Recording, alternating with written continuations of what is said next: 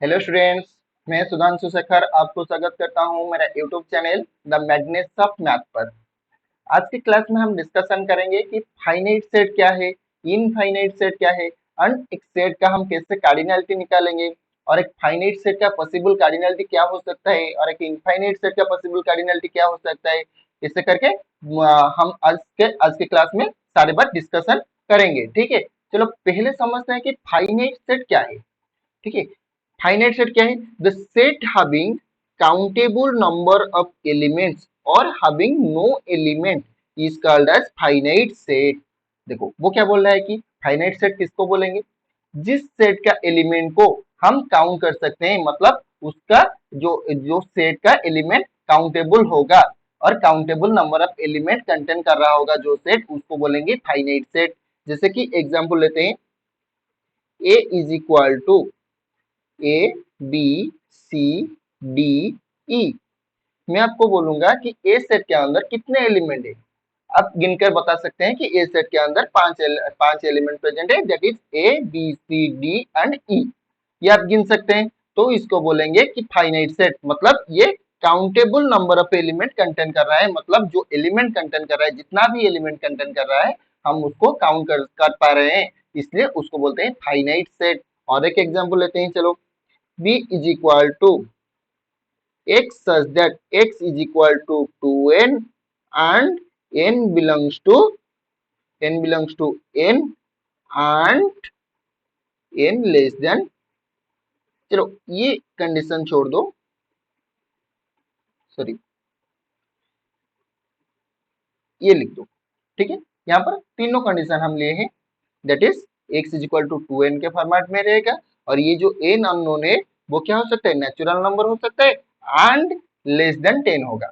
यहाँ पर ये हमारा कंडीशन 1, कंडीशन 2, कंडीशन 3। इसको ये जो रूल फॉर्म को हम समझेंगे कैसे, उसको पहले टाबुलर फॉर्म में कन्वर्ट करेंगे तो अच्छे से समझ में आ जाएगा वो क्या कंटेंट कर रहा है। और आपको मैं कन्वर्सन के टॉपिक में बता चुका हूँ कि हम रूल फॉर्म से कैसे टाबुलर फॉर्म को कन्वर्ट करते हैं।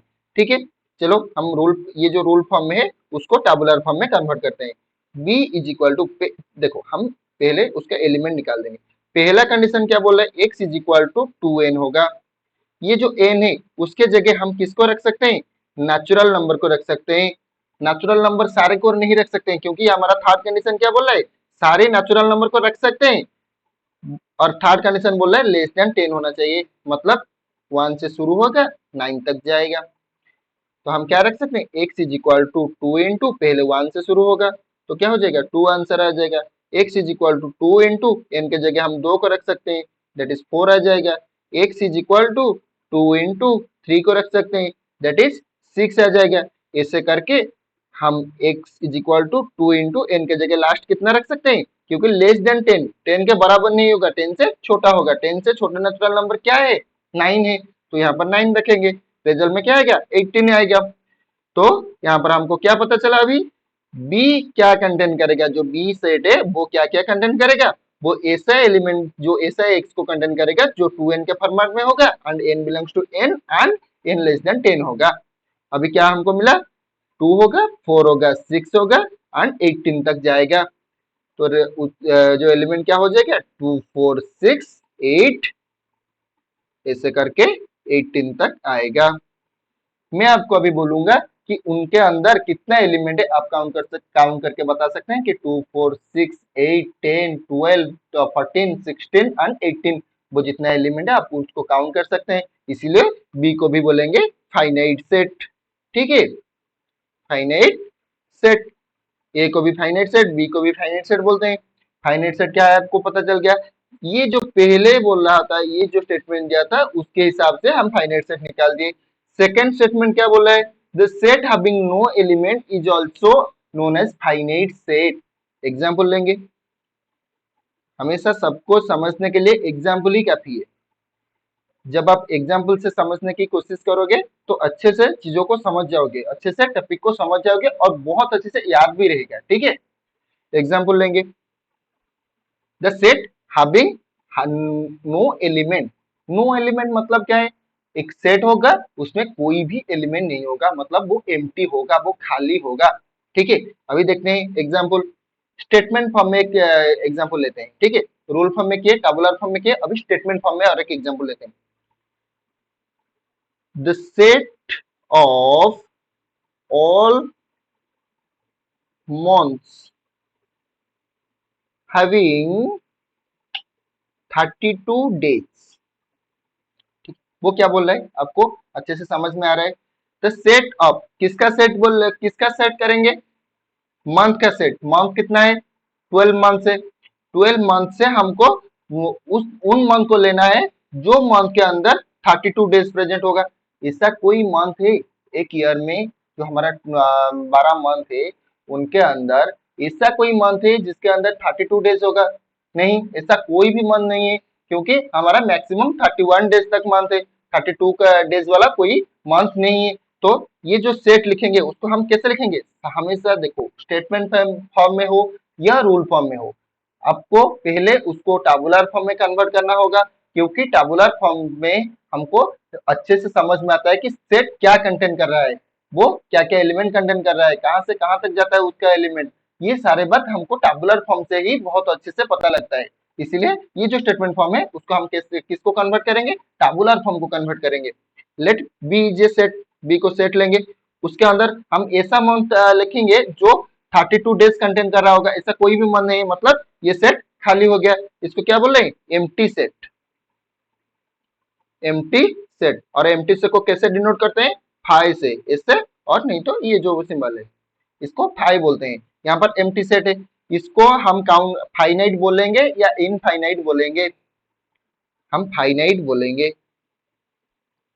क्यों फाइनाइट बोलेंगे? क्योंकि हम इसके एलिमेंट को गिन सकते हैं। कैसे गिन सकते हैं? मैं आपको बोलूंगा कि इस सेट के अंदर कितने एलिमेंट है। आप एक मैथमेटिक्स के स्टूडेंट के हिसाब से आप क्या बोलोगे?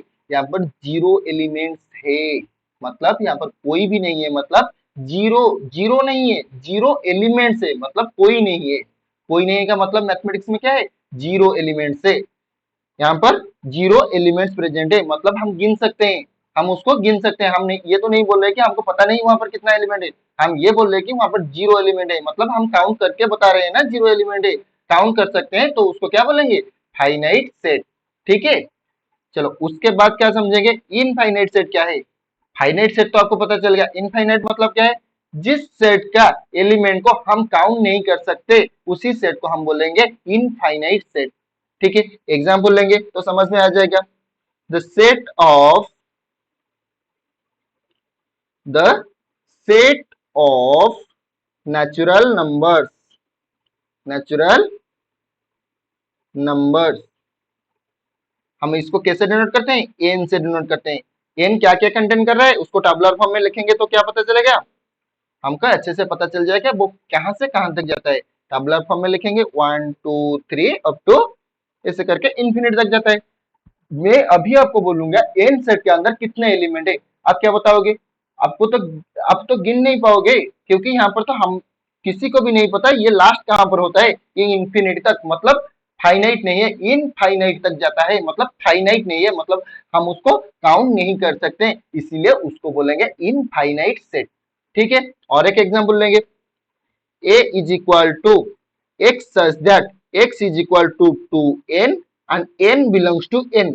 अभी जो तीसरा कंडीशन हम लगा के उसको फाइनाइट कर रहे थे पिछले एग्जांपल पे, जो फाइनाइट सेट पर ये जो एग्जांपल दिया था, यहाँ पर हम क्या थर्ड कंडीशन लगाए थे? n less then 20, n less then 20। यहाँ पर हम क्या कर रहे थे? n को 20 से छोटा ले रहे थे। यहाँ पर ये कंडीशन के लिए वो फाइनाइट हो रहा था, यहाँ पर ये कंडीशन प्रेजेंट नहीं है, तो यहाँ पर ये इनफाइनाइट हो जाएगा, क्योंकि ये जो n है वो हम क्या ले सकते हैं? ये जो n है उसको 1 से शुरू कर कर हम इंफिनिटी तक ले सकते हैं। मतलब x का वैल्यू क्या आएगा? x का वैल्यू पहला आएगा 2, उसके बाद आएगा 4 6 8 10, ऐसे करके इनफाइनाइट तक आएगा। तो ये सेट क्या हो गया? इनफाइनाइट सेट हो गया, क्योंकि इसका एलिमेंट को हम काउंट नहीं कर सकते। 2 4 6 8 10 कहां पर एंड होता है हमको पता नहीं है, उसको हम काउंट नहीं कर पाएंगे, इसलिए उसको बोलेंगे इनफाइनाइट सेट। ठीक है, इनफाइनाइट सेट। ठीक है, उसके बाद चलो चलते हैं कार्डिनलिटी की ओर। कार्डिनलिटी क्या है?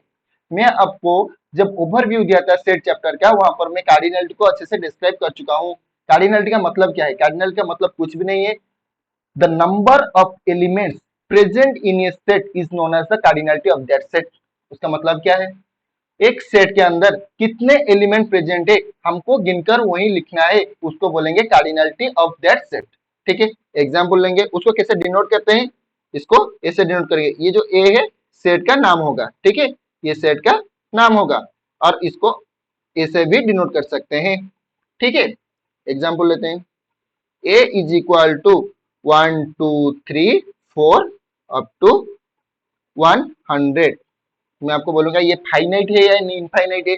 ये फाइनाइट है, क्योंकि हम काउंट कर सकते हैं। इसका एंड कहां पर होता है हमको पता है, 100 में एंड हो जाता है, 100 में एंड हो जाता है, मतलब उसके अंदर 100 एलिमेंट प्रेजेंट है, हम काउंट कर सकते हैं, इसलिए उसको बोलते हैं फाइनाइट सेट। इसका कार्डिनलिटी क्या बोल रहा है? कार्डिनलिटी को हम कैसे डिनोट करेंगे? ऐसे डबल बार देके उसके अंदर सेट का नाम लिखकर डिनोट कर सकते हैं, नहीं तो एन ऑफ ए ऐसे लिख सकते हैं, number of elements in A, n of A, n of A ऐसे लिख सकते हैं। वो क्या होगा? ए कार्डिनलिटी, ए का कार्डिनलिटी कितना होगा? जितना एलिमेंट प्रेजेंट होगा। यहाँ पर कितने एलिमेंट प्रेजेंट है? यहाँ पर 100 एलिमेंट प्रेजेंट है, तो कार्डिनलिटी 100 हो गया। और एक एग्जांपल लेते हैं, x इज इक्वल टू 1 2 5 9 10।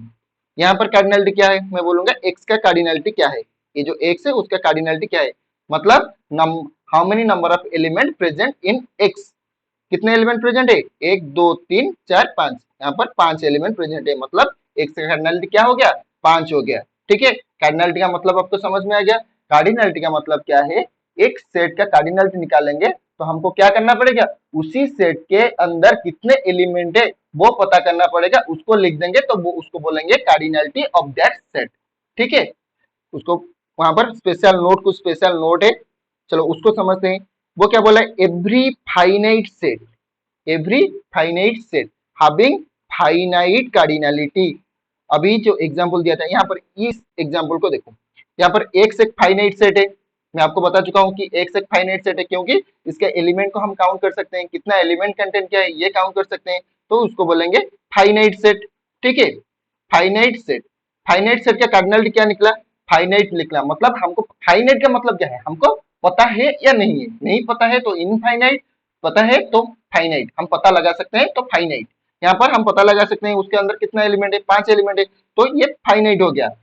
एक फाइनाइट सेट का कार्डिनलिटी क्या होगा? हमेशा फाइनाइट होगा, मतलब कोई एक नंबर आएगा जिसको हम, मतलब उसका एलिमेंट का हम पता करके कोई भी एक नंबर निकाल सकते हैं, मतलब 5 एलिमेंट है या 6 एलिमेंट है या 10 या 100 1000 कितना एलिमेंट है उसका हम पता लगा सकते हैं, उसको बोलते हैं फाइनाइट, फाइनाइट कार्डिनलिटी, ये एक फाइनाइट नंबर है। और सेकंड नोट क्या बोल रहे हैं? Every infinite set having infinite cardinality. ये गलती मत करना, कभी आपको एग्जाम में पूछ लिया कि एन सेट का कार्डिनलिटी कितना है, आप वहां पर क्या मतलब आप वहां पर आपको कोई पूछेगा एग्जाम में, छोड़ो एग्जाम में ऐसा क्वेश्चन नहीं आएगा, ये जो छोटा सा बेसिक क्वेश्चन है ये नहीं आएगा एग्जाम में। आपको कोई पूछ लिया है जो एन सेट है वो फाइनाइट है या इनफाइनाइट है, आप तो बोल दोगे कि इनफाइनाइट है, तभी वो बोलेगा कि उसका कार्डिनलिटी क्या है, वो मुझे बताओ। आपको आप क्या बताओगे? उसके कार्डिनलिटी। अब ये बताओगे कि बहुत सारे लोग ये गलती करते हैं कि एन सेट का कार्डिनलिटी कितना है, ये हमको पता नहीं है, एन सेट का एन सेट का कार्डिनलिटी क्या है। अरे भाई एन सेट इनफाइनाइट है तो उसका कार्डिनलिटी क्या होगा? इनफाइनाइट होगा। जब मैं बोलूंगा एन सेट का कार्डिनलिटी निकालो, एन सेट मतलब नेचुरल नंबर सेट का कार्डिनलिटी निकालो, वो इनफाइनाइट हो जाएगा। ठीक है, हम नहीं निकाल सकते, ये नाम ये मत बोलना, हम निकाल नहीं सकते, बट इसका कार्डिनलिटी क्या होगा? इनफाइनाइट होगा। ठीक है, जेड का कार्डिनलिटी क्या होगा? इनफाइनाइट होगा। आर का कार्डिनलिटी क्या होगा? इनफाइनाइट होगा। क्यों इनफाइनाइट हो रहा है? क्योंकि ये जो एन जेड आर ये सारे इनफाइनाइट सेट है, इन इनफाइनाइट सेट है। ठीक है, समझ में आ गया कार्डिनलिटी क्या है, फाइनाइट सेट है क्या है, एंड इनफाइनाइट सेट क्या है। उसके बाद नोट है, आज जो भी पढ़ाया उसका जो हैंड रिटन नोट है यहाँ से आप नोट कर सकते हैं, नहीं तो स्क्रीनशॉट लगाकर रख सकते हैं। ठीक है, ये हमारा पहला नोट है, ये सेकंड नोट है, आज जो भी क्लास में पढ़ाया। ठीक है, आज का क्लास यहीं पर खत्म होता है। Thank you.